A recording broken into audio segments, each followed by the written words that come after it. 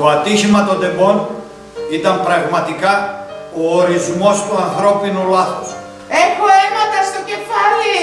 Βοήθεια ρε παιδιά! Τα δυστυχήματα είναι θυσίες που βελτιώνουν τις υποδομές. Δεν έχω οξυγόνο! Πονάω! Το φορτίο ήταν καθόλου νόμιμο. Δεν έχω οξυγόνο! Πίτα, θα σε πιάσω!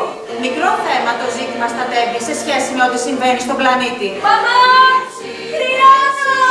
Βαρέθηκα να δίνω συλληπιτήρια στις οικογένειες των θυμάτων.